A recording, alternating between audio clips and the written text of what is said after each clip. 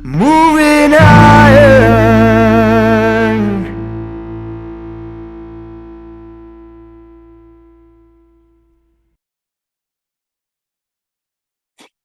Hello and welcome to Moving Iron Podcast Markets with Shawn Hackett. This edition of Moving Iron Podcast is brought to you by Axon Tire, helping dealers move more iron for the past 100 years. For more information, go to axontire.com.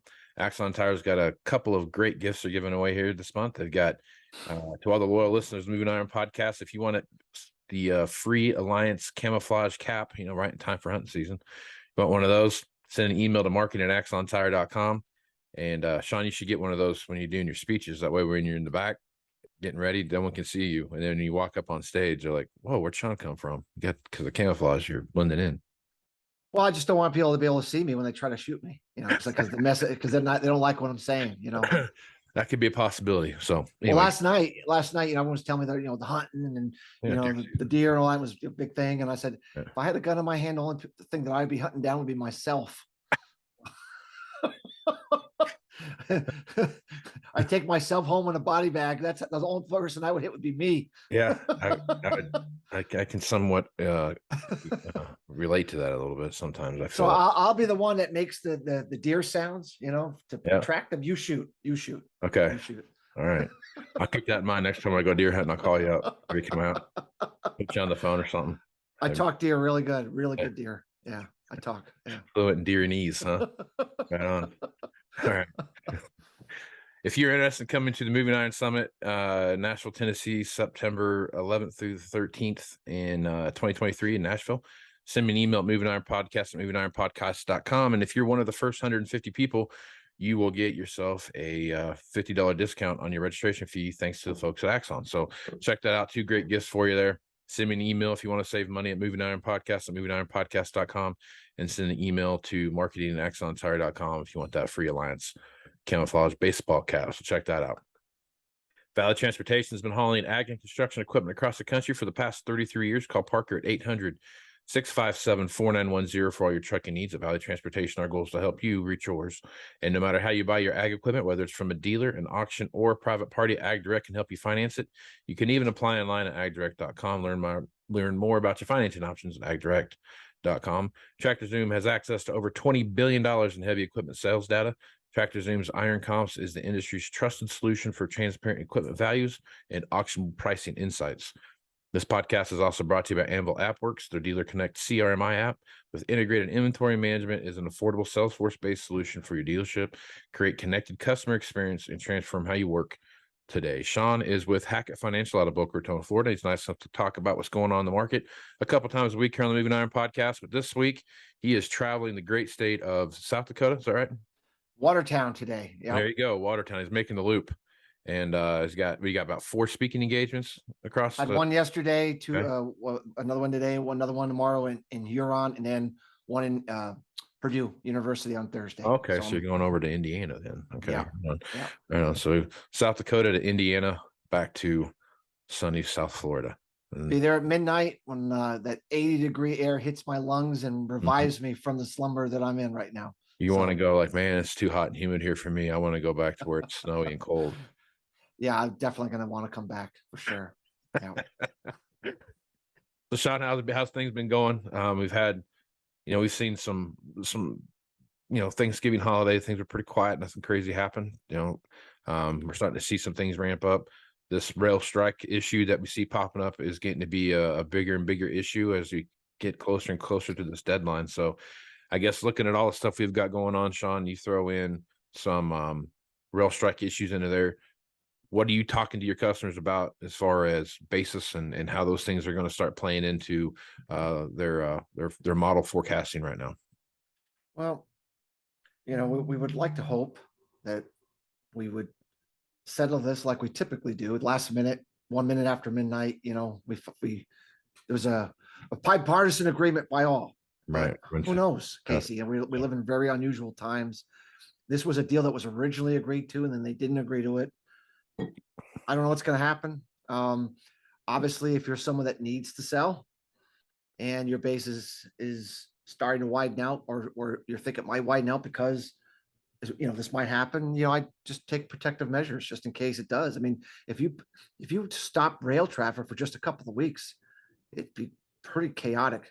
Yeah, it'd be pretty devastating. I mean, especially when you look at the amount of obviously grain and stuff that gets pushed along that, but with the pipeline situation that we see right now and the amount of refined fuels and raw oil and those kind of things that are getting pushed through the rail system right now, that would be even a bigger deal. It'd be chaotic, and all you would need was a couple of weeks, and even to try to get it back online, it would be a mess. I hope it doesn't come to that. They usually settle it. I hope they see the greater good of making a deal, but certainly, one would have to try to prepare for the worst in case it happens. If Sure. And make sure that you're, if it does happen, that if you're in the business of buying or you're in the business of selling, that you can weather through some kind of a chaotic period and not get hurt too bad. I mean, that's the only thing I can say. So. Right. Yeah, and that's the other fallacy to that too, is they go on strike for 2 weeks and then, okay, cool, we're good, back to go, and all of a sudden it just goes right back to normal. No, it's twice as long or 3 times as long to get everything back to where it was before pre-strike, and that's the hard part. It takes a while to catch up. It takes a while to get everything back going. Just from COVID, how long it's taken us to try to get things going. You just can't put a just-in-time system back online right away. It takes a while, and of course, it's winter time. Demands are high. It just would be a mess for a while. It'd be a mess for a while. I really hope and pray it does not come to that. Obviously, nobody cares what I think. So you and me both. I guess we're on the same team. You and me. So. They haven't called me to come in and help negotiate. So obviously, I don't matter right now. But I hope those that are in there, I hope they work it out. I really, really hope they do. Yep, that's a very important part of our infrastructure that needs to keep rolling. Yeah.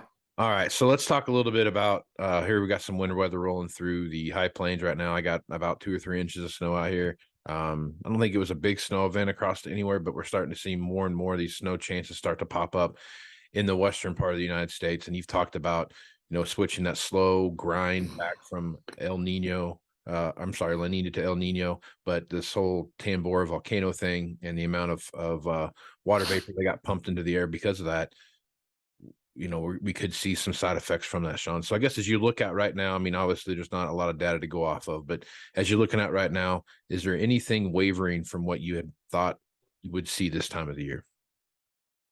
Well, the number one thing that we're looking at is that, if you look back 180 years worth of sea surface temperatures of the Central Pacific, and you look at all multi-year La Ninas that entered the third year, all of them moved into an El Nino the third year, every single one of them.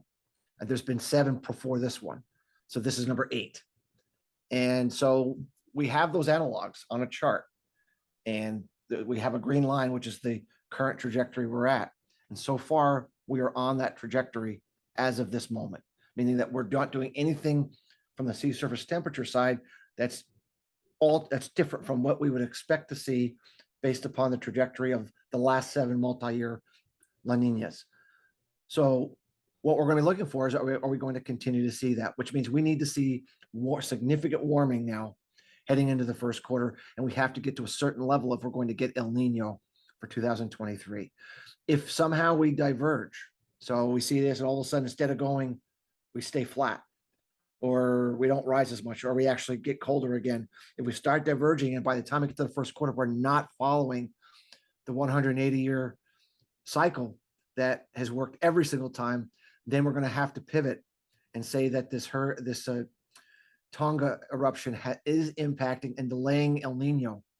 If that's the case, then we would have to believe that the Gleisberg cycle, the 1 in 100-year Gleisberg cycle, would occur in 2023 instead of waiting for 24-25. The Gleisberg cycle, Casey, is a 90-year cycle plus or minus 1 year. 1934 was the peak drought cycle year for the Dust Bowl.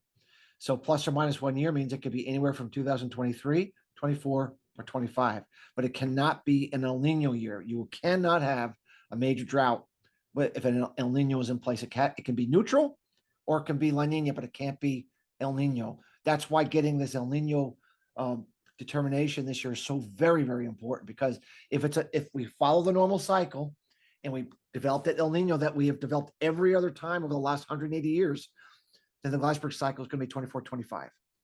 But if this Tonga eruption delays the onset of El Nino, and it's possible it may do that because of causing a modest warming effect versus a cooling effect, then we have to pivot and say it's going to occur sooner than the historical cycles would suggest. We will know. We have a very good handle on this by February, the way we see it. By February, we have to be in a certain trajectory to get El Nino. If we're not there, then we're going to have to start planning on a 1 in 100 drought in 23. So this is what we're really talking about at our conferences now. Is, I wish that in some ways I wish that the eruption had never occurred, because if it didn't occur, this would be a very straightforward forecast. But unfortunately, we have this situation that has not occurred in 1,000 years, and the smartest minds can speculate on the impacts, and they can speculate fairly accurately. What they can't speculate on is the timing. We know it's sulfur dioxide volcanic eruptions. We know that within 1 year's time, you develop an El Nino effect because of the cooling effect, meaning El Nino comes a year after every single time. Is that 1 year threshold the same for water vapor? We don't know. Does it take longer for water vapor to impact the El Nino La Nina cycle? We don't know. How much water vapor in the stratosphere is needed? We know we pumped crazy amounts in the stratosphere, but is that enough? We don't know.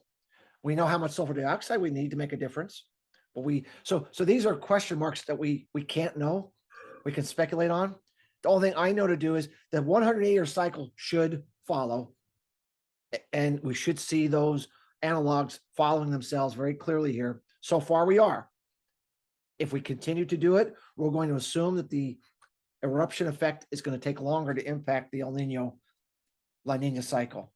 If we diverge, then we're going to start to understand that it's a 1 year effect, like sulfur dioxide eruptions, and we have to act accordingly. So we're sticking with what we do know, meaning we're sticking with El Nino in 23, Glasberg cycle 24, because that's what we know, and that's what the probabilities tell us we should go with. And so far, not seeing anything to say otherwise, but we are definitely keeping our eyes wide open to the possibility that a cycle distortion could occur from something as monumental as what occurred here in February with a mesosphere eruption, which has only occurred once before, quite frankly, according to the scientists. So there you have it. I don't like to hedge like that often. I like to be clear, but I want to be as clear as I can that we just don't know what this is. But we do know what to look for to see if it's changing the normal progression here, and that's what we'll be honing in on and really getting clear here as we get into February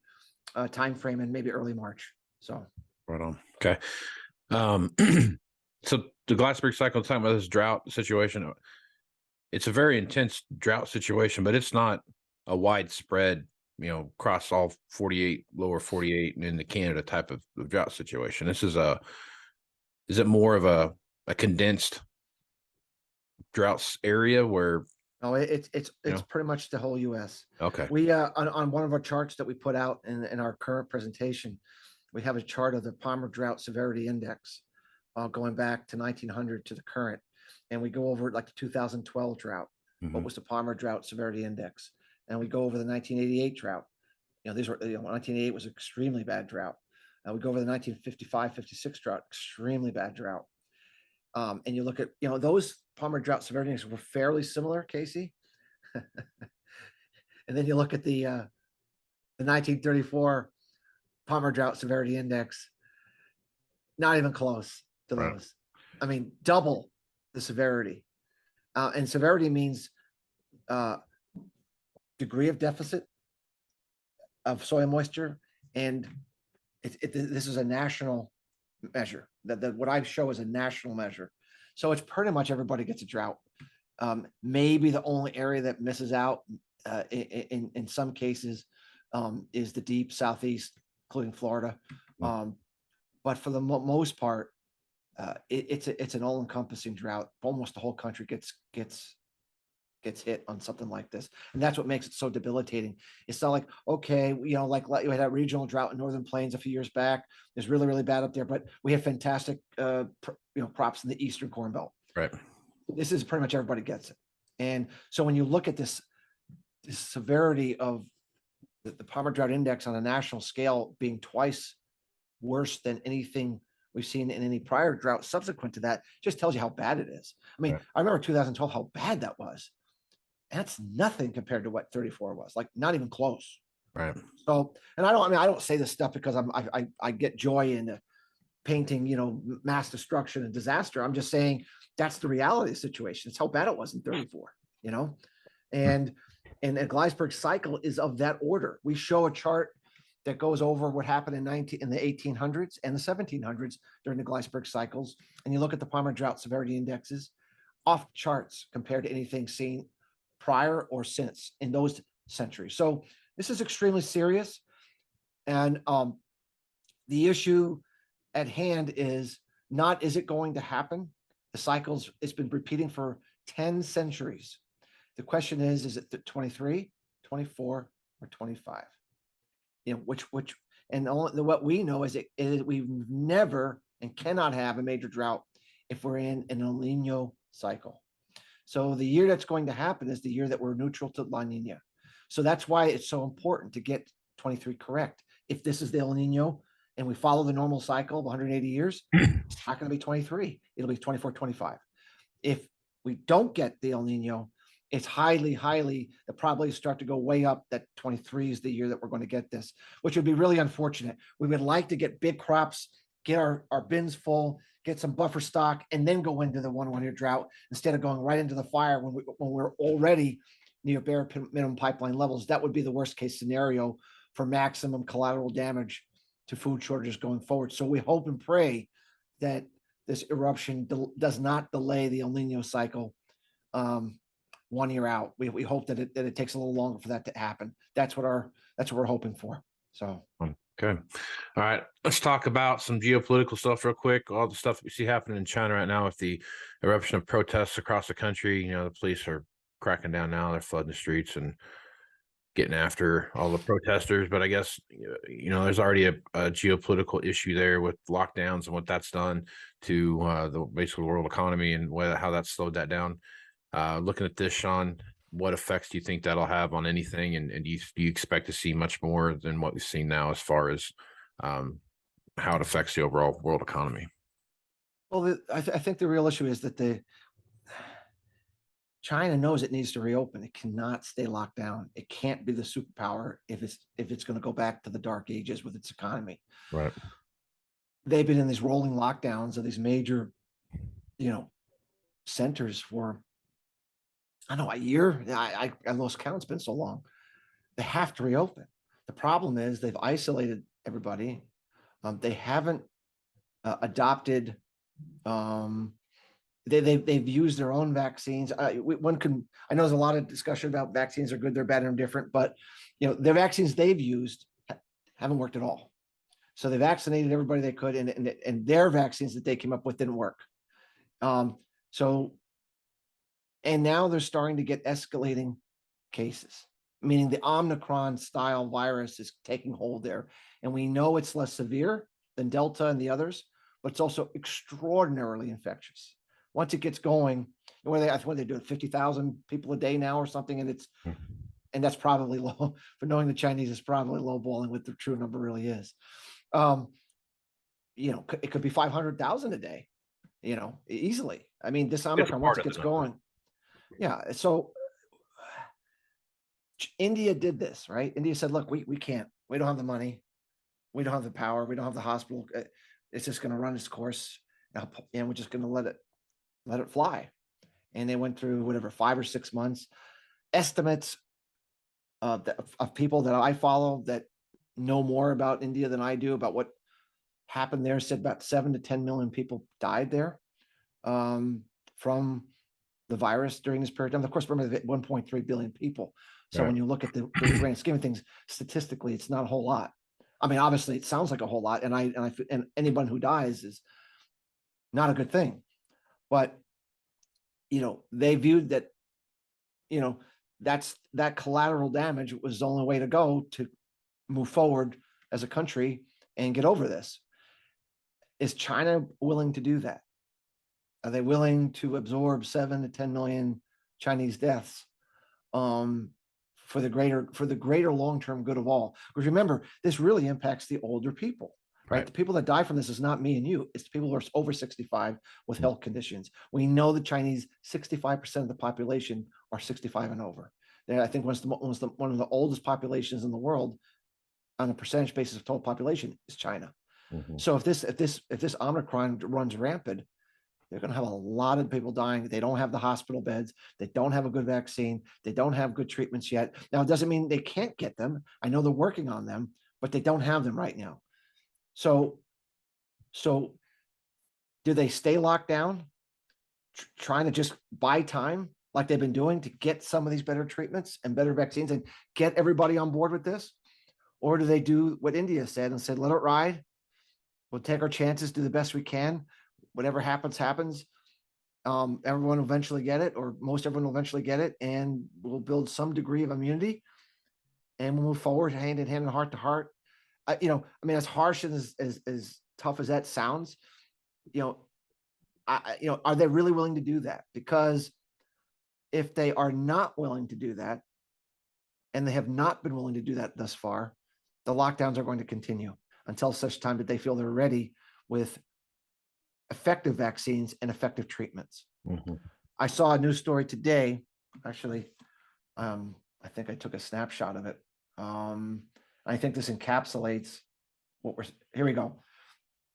In a rare press release, the NHC, the Chinese health authority, shifted its narrative around the virus, saying that the dominant Omicron strain is less dangerous than previous strains. So the first thing they're doing is they're trying to create less fear. Remember, up to this point, they created tremendous fear that everyone's going to die from the virus. You have to stay locked down. So they're trying to tell people now this is not as bad.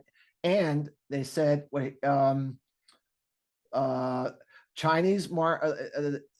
NHC said it will speed up vaccination of older people as part of a broader shift in its approach to COVID-19.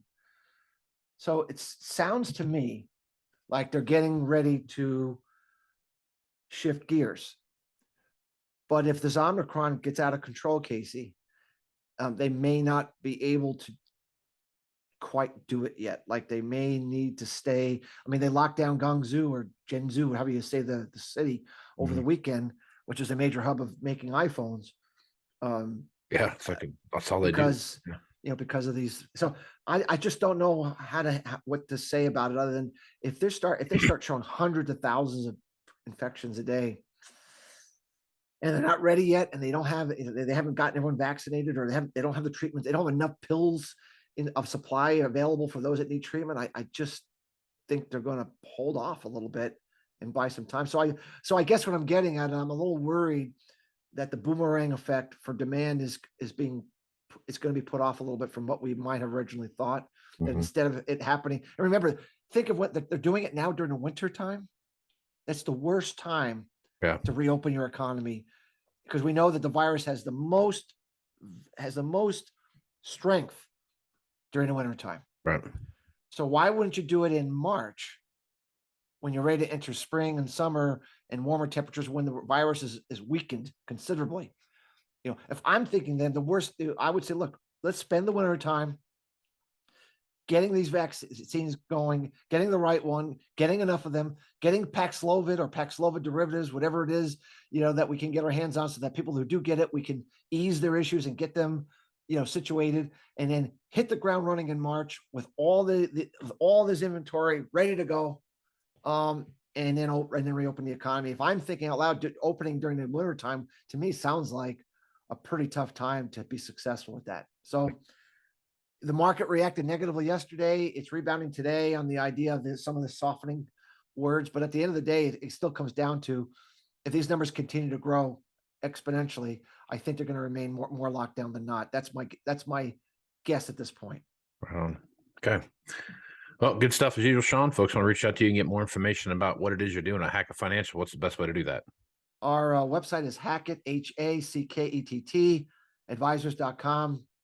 All kinds of interviews, podcasts, sample reports, white papers on what we do, how we do it, and why we do it, to see if the work we do could be of some value to your listeners in agriculture. Right on. Well, Shawn, appreciate you being on the podcast, man. Thanks, Casey. Always a blast. Safe travels on your worldwide speaking tour there. I don't see any blizzards in my future here this week. So other than being, fairly chilly for a Florida boy, I think I'll be fine. Fairly chilly. That's not well, 10 degrees tonight is fairly chilly for me. That's fairly chilly for anyone. So 20-mile-an-hour winds. Yeah, it's a little chilly for me. That'd be cold. All right, buddies. Stay warm, and we'll talk to you on Thursday. Sounds good. Thanks, Casey. Right on. I'm Casey Seymour with Moving Iron Podcast. Check me out on Facebook, Twitter, and Instagram at Moving Iron LLC. Go to LinkedIn at Moving Iron Podcast and check out the YouTube channel, the Moving Iron Podcast YouTube channel. I'm looking for 1,000 subscribers to that. So you want to help me out? You want to help the Moving Iron Podcast out? Go to my YouTube channel and subscribe. I would greatly appreciate that. If you want more information about everything Moving Iron related, go to MovingIronLLC.com. I'll have a series of blogs and get ready to post up there about customer buying habits and those kind of things that I see happening now, as well as some different information about where I see some gaps in the used equipment marketplace moving over the course of the next 10 years, really, I guess, as you take a look at what's happening there. So with that, I'm Casey Seymour with Shawn Hackett. Let's move smart, folks. Out. Moving iron in the 21st century.